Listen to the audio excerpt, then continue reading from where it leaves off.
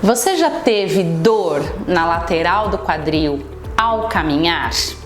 Foi diagnosticado com tendinite e não sabe o que é, nem a causa, nem o tratamento, não sabe o que fazer? Pois hoje a gente está aqui para trazer esse conteúdo, falar sobre esse tema que é super interessante, é muito comum e nem sempre as pessoas têm um norte, né? Nem sempre as pessoas sabem realmente o que é, sabem como acontece, como proceder, né? Então eu achei bem bacana, bem interessante a gente falar aqui sobre tendinite no quadril. É um tema muito legal. Até porque um dos nossos objetivos aqui é trazer informação, trazer essa educação para vocês que sofrem com algum tipo de dor ou algum tipo de patologia, né? Vou trazer então essas informações sobre a tendinite no quadril. E ao final do vídeo, eu quero trazer algumas orientações para vocês quando estão naquela fase de dor, naquela fase aguda, tá? E eu acho bem legal, é bem bacana, super simples e funcional. Se você se interessa por esse tipo de conteúdo, se você tem curiosidade, fique conosco, assista os nossos vídeos, nos acompanhe, porque aqui a gente traz informação de qualidade, numa linguagem fácil de compreender, mas com muita base científica. Gosto muito de trazer os temas correlacionados a vivências que a gente tem dentro da clínica, né? Então eu vou contar um caso de uma senhora.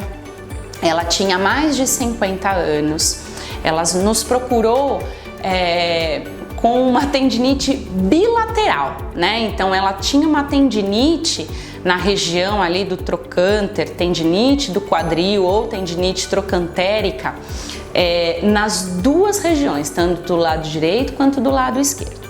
Já havia procurado tratamento, fez fisioterapia, mas não foi uma fisioterapia boa, bacana, né? De atendimento individualizado, de acompanhamento do paciente, com um profissional qualificado. Então foi um tratamento de qualquer jeito, não teve resultado, voltou no médico, o médico sugeriu uma infiltração. Nesse momento que ela fez a infiltração, né? Ela teve uma redução significativa do sintoma, mas não deu continuidade, porque a infiltração sozinha não faz milagre. A infiltração, no primeiro momento, eu tô colocando um anti-inflamatório ali na região, né? Ali na região do tendão, onde está o processo inflamatório. Então o médico vai lá, faz a infiltração, a gente tem um bom resultado no início, mas se não for tratado isso da maneira correta, o sintoma infelizmente tende a voltar, porque a tendinite ela tem uma causa primária, não é simplesmente uma inflamação do tendão, mas por que ele inflama esse tendão? Então o que acontece? Isso para o corpo todo. Eu tenho músculo e ligado a esse músculo, ali na junção, mas na porção final e junto à parte óssea, eu tenho o tendão que faz a conexão. O que acontece? Quando eu tenho a contração do músculo, o músculo passa uma força X para a região do tendão, o tendão, por sua vez, ele está preso na parte óssea, ele puxa para que o movimento aconteça, né? Então, basicamente é isso que acontece. Então, quando eu tenho uma contração de um músculo sadio, ele passa uma força X para o tendão. Quando eu tenho um músculo em defasagem, quando eu tenho um músculo de uma qualidade contrátil já defasada, quando eu tenho um músculo fraco, um músculo pobre, ele tem uma contração com mais energia, vamos dizer assim, e ele passa uma força Y para aquele tendão, ou seja, ele não tem uma eficiência boa, ele não tá legal, então ele tem que fazer muita força para contrair e ele acaba transmitindo essa energia para o tendão. Essa tração excessiva, com o passar do tempo, gera uma inflamação nessa região. Então a tendinite, ela é a consequência de uma fraqueza, de uma condição ruim da parte muscular, né? Ela é a porção final, ela é o resultado final. Então, quando a gente fala do tratamento, eu não posso só controlar o processo inflamatório, eu preciso restaurar toda a parte da mecânica, eu preciso restaurar a parte do músculo, trazer esse músculo novamente, restaurar a função, deixar ele mais forte, mais saudável, para que ele volte a trabalhar dentro da normalidade, sem sobrecarregar essa parte do tendão, para que não haja novamente um processo inflamatório, né? Então, quando a gente fala que só tomar um anti-inflamatório ou só fazer uma infiltração não resolve por isso, porque eu estou tratando o sintoma e não a causa, que é tão importante, né? Voltando ao quadro daquela paciente, né? Ela não foi resolvido o problema dela, né? Foi amenizado, mas não foi resolvido, e ainda por cima um profissional orientou ela dizendo que atividade física, caminhada, que tanto ela gostava de fazer, não era seguro para uma pessoa com tendinite no quadril, como era o caso dessa senhora, né? E isso não é uma verdade. Ela pode realmente não ser segura num primeiro momento, onde eu tenho todo aquele déficit da musculatura da pelve, do membro inferior, do tronco, né? Que posterior a isso gerou todo esse processo inflamatório. Então, realmente, nesse primeiro momento, se eu liberar a pessoa para uma atividade física, eu estou reforçando aquela sobrecarga, eu estou reforçando aquela dor aguda, aquele processo inflamatório, né? Então, o que acontece? Não é que não é seguro, não é que nunca mais ela vai poder fazer, vai, mas precisa tratar. Então, eu tenho que controlar esse quadro de dor, eu tenho que começar a dar função para essa musculatura. Quando os sinais começarem a diminuir, a gente vai retomando a parte da atividade física. Dizer que uma pessoa com dor não pode praticar uma atividade física, seja numa situação como essa ou em qualquer outro tipo de situação, quando não for muito bem avaliada a condição daquele indivíduo, isso é uma mentira. Muito pelo contrário, quanto mais atividade tem, quanto mais o nosso corpo se movimenta, mais saudável nós ficamos. Saúde para o músculo, para o tendão, para os ossos, para a mente. Então, dizer que a atividade física não é segura, calma lá.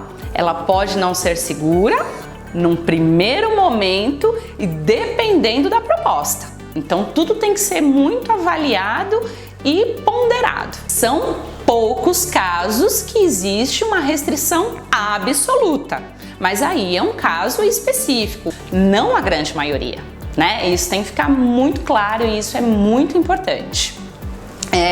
Conclusão. Essa paciente começou um tratamento conosco, a educação dela, dessa dor, do quadro, da patologia, como que a gente faz a primeira intervenção, por que a gente precisa respeitar um tempo, essa orientação, essa conversa, essa educação que ocorre aqui dentro com o paciente, isso é fantástico, isso é muito produtivo, porque ele entende, fica realmente claro para ele o que acontece, qual o problema que ele tem e que quanto mais ele ajudar, quanto mais ele aderir ao tratamento, melhor o nosso resultado. Então, essa educação também faz parte do tratamento, né? Quando você for procurar uma empresa, procure um local, um estabelecimento sério, com profissionais comprometidos, com profissionais capacitados, né, para atender o seu caso, para atender o seu problema. Infelizmente, aquela fisioterapia lá atrás, que foi o primeiro tratamento que ela foi buscar, era uma fisioterapia que não ia levar ninguém a lugar algum. Um atendimento que não era individual, que não atendia a necessidade dela, um atendimento com Um único profissional atendendo 4, 5, 6 pessoas ao mesmo tempo, fica muito difícil você ser assertivo no tratamento de cada um. Esse é um tipo de terapia, um tipo de fisioterapia que em muitos casos tem resultado, infelizmente não tem resultado. Então, quando com equipamento já ultrapassado, coisas que estão mais do que comprovadas, que não têm eficácia, não tem um resultado significativo, ou seja, tá tapando o sol com a peneira, né? Tá fingindo que tá tratando, tá tomando tempo desse paciente, né? E a frustração aumentando, porque você tá se tratando, você foi buscar tratamento, mas não tá vendo resultado. Então, quando você for buscar ajuda, certifique-se que o local que você vai ser atendido, que você vai ser tratado, é um local bacana, é um local profissional. Isso é muito importante. Falei no começo do vídeo que eu ia dar umas dicas, né, para aquela crise de dor mais aguda naquele momento. Uma delas, que provavelmente você já deve ter ouvido falar, é a compressa de gelo. O gelo é muito importante na dor aguda, né? Ele controla o processo inflamatório e diminui o quadro de dor. Mas o gelo seria legal se você pudesse fazer com o gelo mesmo, tá? Com a pedrinha de gelo lá do congelador.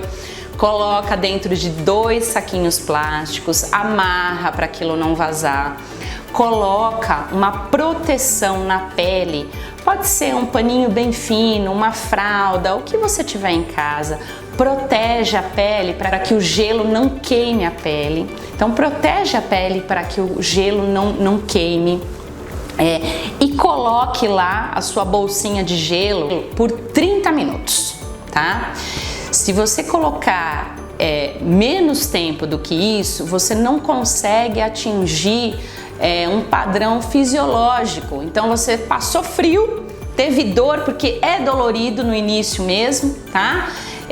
Mas se você tirar antes de 30 minutos, você não atingiu aquilo que a gente gostaria. Então deixa lá 30 minutos, depois você tira.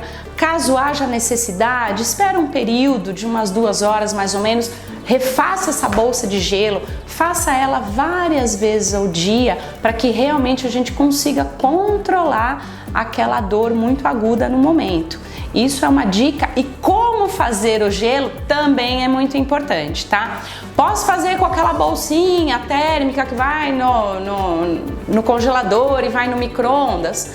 Pode, mas acontece o seguinte: ela ganha calor muito rápido, ela não mantém o efeito por muito tempo. Então, o ideal seria fazer com o gelo mesmo em casa, tá? Outra coisa, falei do óleo corporal. O olhinho corporal, quando eu tenho esse tipo de problema na região, pode perceber que todo tecido, né, aqui é o nosso quadril, todo tecido que envolve, ele tem uma rigidez maior, não só nessa região, mas correndo para a perna também. Então, quando a gente faz a soltura desse tecido com um olhinho que você tem em casa, que você tem hábito de usar, e você vai massageando toda a região, você pode massagear toda a extensão da perna, ao redor ali, na lateral do quadril onde você sente dor, pro bumbum.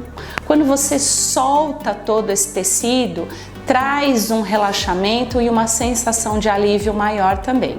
Então essas dicas são simples, mas muito funcionais. Espero muito poder ter ajudado com esse vídeo, ter esclarecido muitas dúvidas, né? Se você gostou, deixa seu comentário, se inscreva no canal, nos siga nas redes sociais e até o próximo vídeo.